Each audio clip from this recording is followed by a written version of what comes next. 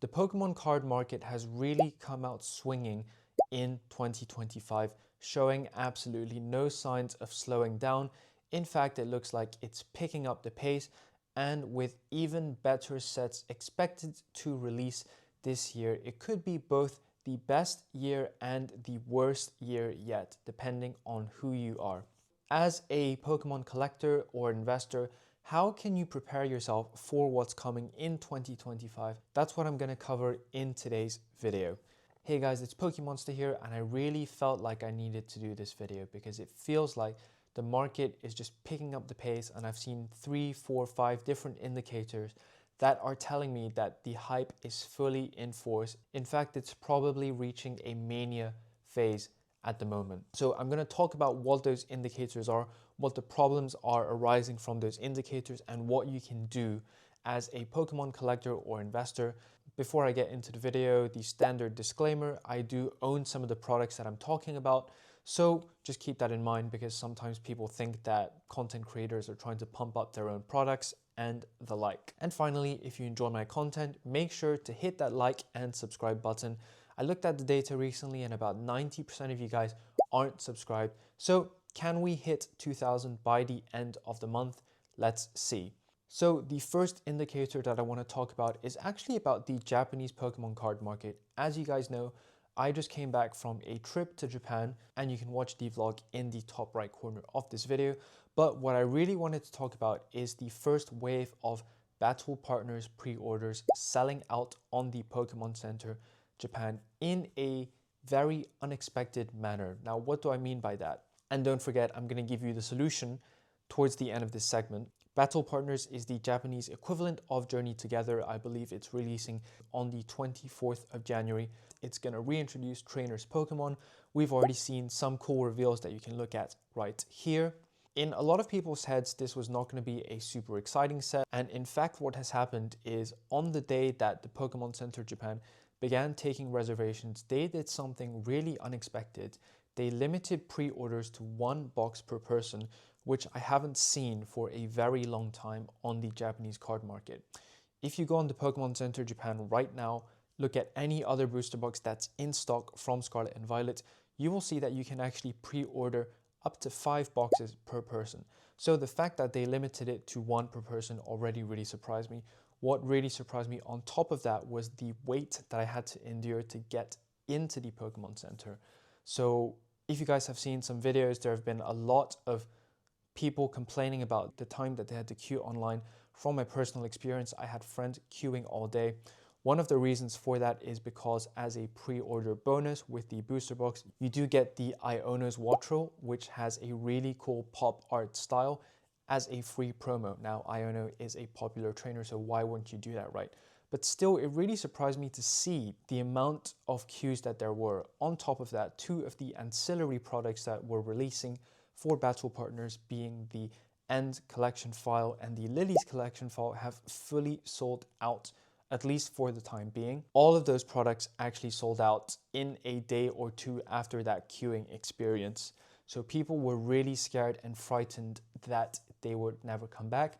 But don't worry, I've got the solution for you guys. Make sure to mark the date in your calendar on Tuesday, the 7th of January, which is probably going to be in 2 to 3 days, depending on when this video is coming out. The Pokemon Center Japan is accepting pre-orders again for the Battle Partners booster box. Now note that they have been completely silent about the End collection set and Lily's collection set. So I do believe that for now, at least, these items are out of stock. So that is your solution, but make sure to check out the time at which you need to start queuing from. So best of luck with your Battle Partners pre-orders. If you look at prices on Amazon Japan right now, they are well over retail. And what this tells me is that potentially the Japanese market is slowly picking up. Now, I'm not saying it's booming. It looks like the interest in Japanese is picking up. So the first indicator that the market is really picking up is actually on the Japanese side, booster boxes selling out. What is the second indicator? Well, the second indicator is Prismatic evolutions. The Prismatic evolutions situation is absolutely crazy on the US side and the UK side. On the UK side, in the current market conditions, the second pre-orders drop again from big retailers, they get cleared out instantly. Now, I was pretty lucky to be able to secure some pre-orders. Who knows whether they will arrive yet or not. I'm pretty confident I'm going to get them. I've got Pokemon Center ETBs as well that I secured on the day before this craze started. Now, I've been seeing some videos on YouTube about pre-orders getting cancelled on the US and Canada side, which is obviously a shame. This is, from my personal experience, this is typical behavior that we see in the boom, which is stores potentially overselling their original allocations, their allocations being cut, and them not being able to fulfill their orders. If you want to take a more cynical side, it's stores potentially, when they first released pre-orders, didn't realize how much interest there would be in the set, and now obviously they've seen the prices and are trying to pull a fast one on their customers. It's probably going to be a mix of both, depending on where you are. What are my thoughts on Prismatic Evolution as a set?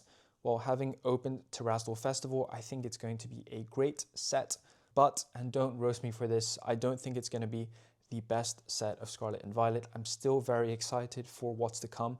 Not just the glory of Team Rocket, but the final end of year high class set in Japanese, or the Crown Zenith equivalent. I think it's going to be a really good set. It's going to be a really hype set based on the current market conditions. Obviously, we've had Reverse Hollows and Master Ball evolutions confirmed. Now, if you've had your pre-order cancelled, how do you deal with this? Well, I am pretty sure that the Pokemon Center, at least in the UK, reserves some stock. So whilst it says that it's sold out at the moment, it should come back into stock on release day.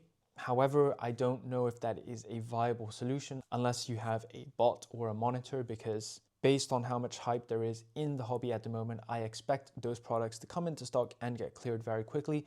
The only thing that might save it is, like 1 per person limits, and even then, you're going to have to be really quick when someone tells you that it's in stock. For future reference, I think the clearest way to avoid this situation if you've had a pre-order cancelled is realize that when a LGS is selling you pre-orders 2 months in advance of the set coming out, that you run the risk of not getting the product. So it's a double whammy, because you're putting your money up front with them and you run the risk of not getting the pre-orders. So what I've been doing recently is I only place my pre-orders with big retailers. So in the UK, we've got a national toy store called Smith's, we've got Amazon, we've got the Pokemon Center, obviously. Now, with Amazon, I do believe that they did cancel some pre-orders during the COVID era, but the main advantage of pre-ordering with these big businesses, firstly, is that their income is not dependent on their Pokemon sales. Amazon sells so many different products that Pokemon is just a single thing for them. So they are not going to do the shady cancel and reprice. Now, this is not me slamming LGSs at all, especially if you've got an actual relationship with an LGS rather than just buying online. I just think that in a booming market, when there's pre-orders for a really hot set coming up, you shouldn't be entirely reliant on LGS pre-orders if you want to make sure that you've got secure stock. So that's what I wanted to say about Prismatic Evolutions. The third item that I want to talk about is these bad boys. Fusion Strike booster boxes are the darling of the hobby at the moment. Now, with Evolving Skies reaching, £1,000 sales, which is about 1.2, 1.3K, this is the next big thing. It went out of stock from the Pokemon Center UK about 2 to 3 weeks ago, and it's just been on an insane upward trajectory since then. The most marked shift on this product is literally in the last week or so, where it's jumped from like 200 to 350 pounds or 430 bucks. Now I'm going to put this down. It is without a doubt a fantastic set. You've got 4 really good VMAX alt arts in there. The Gengar, Mew, Espeon, and Inteleon.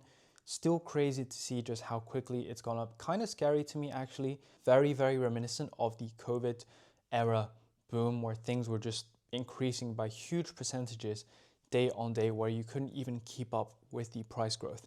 Now, I do expect there to be some stabilization and pullback. I don't know when, but don't forget that markets always move in cycles. So this is not going to continue forever. If you've missed out on Fusion Strike boxes and you're not willing to buy them at their current price point, personally, I wouldn't, but that's because I'm in a position where I have a few, not a lot, but a few. So then to me, the opportunity cost of putting down £350 just doesn't make sense anymore. What a lot of people have been doing is buying up products that still have Fusion Strike packs in them. You've got Hidden Potential tins, which have 2 Fusion Strike and 2 Lost Origin. Just note that products may have regional variances in terms of pack numbers and pack contents. People have been buying up these ancillary or side products. I personally have been buying up Fusion Strike Build and Battle boxes, which contain, at retail price of course, which contain 4 packs and a pre-release promo. Other people are buying up Build and Battle Stadiums. Now, those products went out of stock on the US Pokemon Center a few days ago, and they went out of stock from the UK Pokemon Center about 2 days ago. So now the next play, in quotation marks, that people are going to is the mini portfolios, which are £4.49 in the UK. Personally, I'm not sure if that's the best play, just because it's a little bit chunky and the shipping cost. But of course, if you just want to have a little bit of Fusion Strike in your collection, of course, buying it at retail price can't hurt. The binder itself has some resale value if you can sell it in person. If you sold it on eBay, the postage cost kind of makes it not worth it. So that's what I wanted to say about Fusion Strike. Obviously, it's not just Fusion Strike that is mooning at the moment. I've seen Chilling Reign sales over £300 now, which I didn't see last year. I've seen Lost Origin sales reaching £300 as well. So Sword and Shield era in particular looks like it's having a very big period of growth at the moment. And obviously, even if you look at more recent sales, typical boom market behavior is people lining up in Costco's and scalping product. Look at these Reddit posts about Blooming Waters being released early in Canada and look at people fighting over it. The final indicator of how big this boom is actually just Google Trends. Just look at this graph. I think it speaks for itself. If you look at the interest level over time, you will see that the search term of Pokemon cards has more interest today than it did in the COVID boom. Now, of course, you have to account for the fact that I have just used one search term in this chart, but still, if you look at the growth in the interest, it's absolutely insane to see. Looking ahead to the rest of the year, what is going to happen? As I said, I think this is going to be the best and worst year for a lot of people. By worst year, I mean that it's going to be the hardest year to get stock for people, especially for English product, but with the Battle Partners example, we are seeing difficulties to get even Japanese product, so let's see what comes with that. The market conditions are not helped by the fact that there look to be some very exciting sets coming. If you watch my videos on my channel, I've always predicted that this year would be the best year for Scarlet and Violet. For Sword and Shield, I said that the second year was the best with Evolving Skies and Fusion Strike. For Scarlet and Violet, I sincerely believe that this is going to be the best year out of the 3 years that it's been out. Because last year was kind of poor, at least on the Japanese side, if we're being honest, until the very end. So the fact that there are cool sets releasing, like the Glory of Team Rocket, that people are talking about, people are getting hyped about a fake pack art 3 to 4 months in advance, I think bodes really badly for people who want to be able to just collect the cards at a cheap price. Bodes really well for people who are ready to scalp the product, which I obviously don't condone at all. On top of that, we shouldn't overlook Heatwave Arena, Black Bolt and White Flare, which is going to be a black and white 151 style set. I think that's going to be super collectible. On top of that, I believe the Legends ZA game is releasing this year. What sets are we going to see in relation to that? And finally, with the end of the era, we are going to see potentially the best set of the era, just because Pokemon know what they're doing, and with the V-Star Universe example, that is consistently talked about as one of the best themed sets. So I think the set quality is really going to keep this going on a little bit longer. And I think we're going to see that Sword and Shield stock on the Pokemon Center for more sets than just Fusion Strike is going to start running out very quickly. Obviously, depending on which region you are in, the stock that runs out is going to be different. Final point is just a philosophical point. How do you deal with this? Because I can understand people's frustrations with not being able to get product. At the end of the day, Pokemon cards are intended for children to open for enjoyment. The only bit of solace I can say for that is, on the flip side, it is a really exciting time to be part of the hobby. There's a lot of interest, there's a lot of newcomers, there's going to be bad actors that come with that. but it's great to see that people are getting engaged into the hobby, and I really do feel excited about the set quality and the cards that we're going to see coming out in the year. My personal philosophy or approach with all of this is all about these circles of influence, focusing on what's external factors and what's internal factors, and just focus on what you can control in the situation. If you're a person that gets a little bit emotional, just focus on what you can control. What other people do and the market conditions isn't really something that's in your control. So just focus on how you react to things. And as I've said, try and still be excited about the releases without sounding too patronizing. I don't even know if I'm going to be able to get some of this product that's coming out. Certainly not at retail price. But that's pretty much it for today's video. I have got plenty of more content to come out for you guys, so stay tuned and happy collecting.